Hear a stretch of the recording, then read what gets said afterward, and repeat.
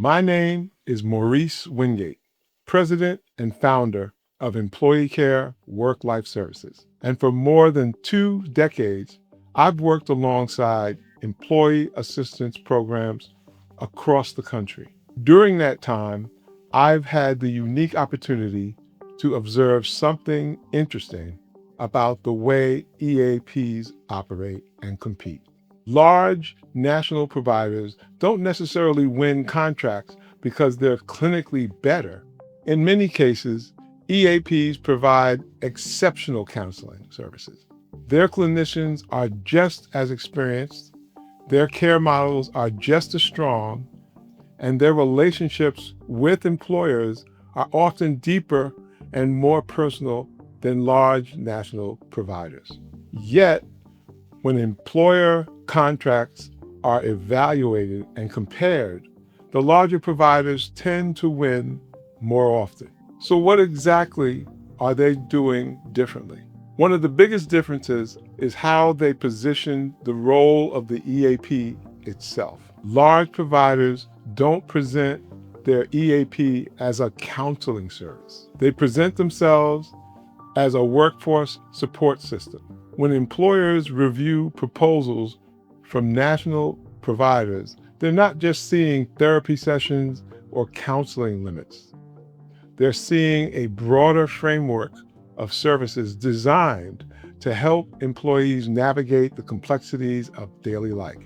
That includes things like childcare navigation, elder care support, legal and financial resources, relocation assistance, and guidance for everyday life challenges. In other words, the EAP becomes more than a mental health benefit. It becomes a practical support platform for the workforce. And that shift matters because employee stress doesn't begin with a clinical issue. It begins with managing daily life issues. A parent trying to coordinate childcare while managing a full work schedule. An employee trying to figure out how to care for an aging parent. Someone to help navigating legal paperwork, housing decisions, financial questions, or unexpected life interruptions. These situations create pressure long before anyone reaches out for counseling. Large EAP providers understand this pattern, and they design their offerings accordingly. They position themselves not just as responders to crisis, but as partners in preventing stress from escalating in the first place. Another difference is scale. National providers invest heavily in infrastructure. They build vendor networks, technology platforms, resource databases, and navigation systems that allow them to address a wide array of employee needs. When an employer asks, "Can your EAP help employees find childcare?" or "Can you assist with elder care resources?" the answer is immediate and impactful.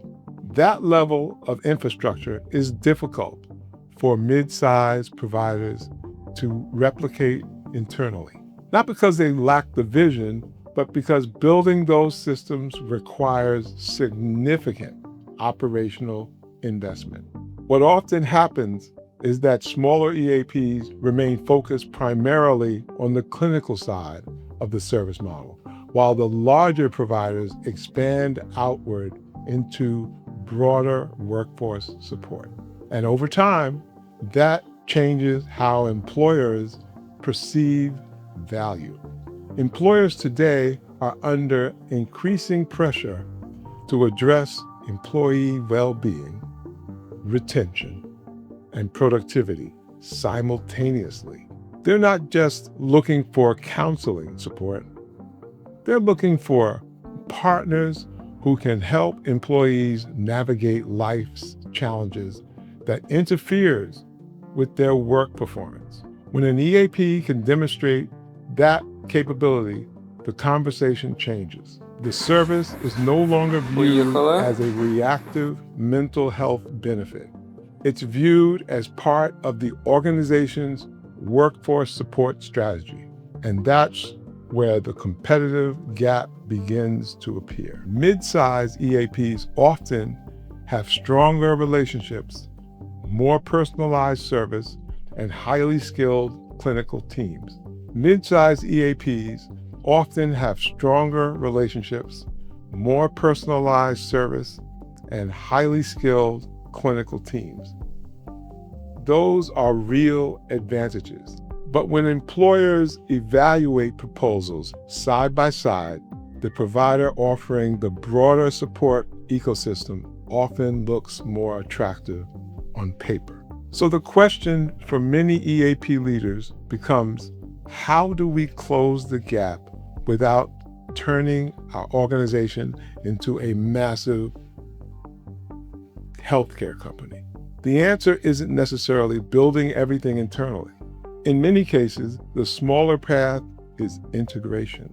Forward-thinking EAPs are expanding their offerings, integrating specialized work-life services, partners who already have the infrastructure.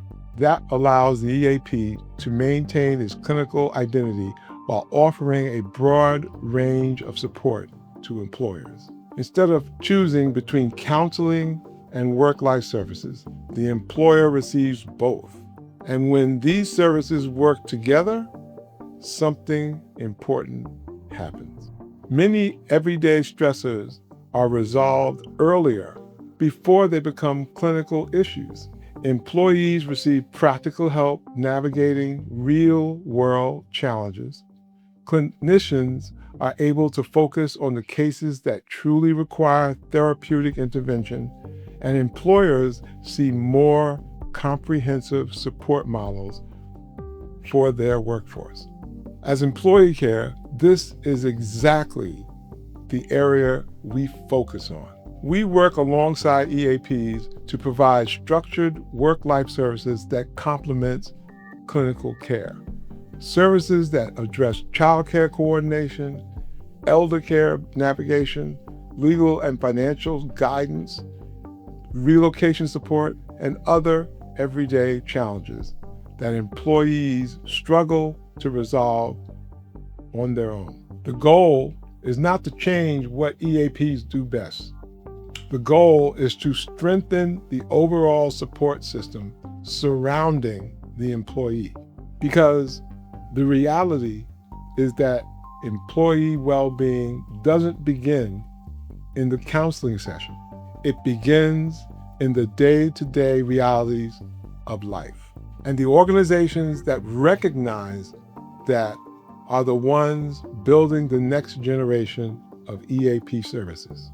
If you're part of an EAP organization exploring how to expand capabilities and remain competitive in a changing market, you can learn more at employeecare.net. Because the future of employee support isn't just clinical, it's practical, preventative, and comprehensive.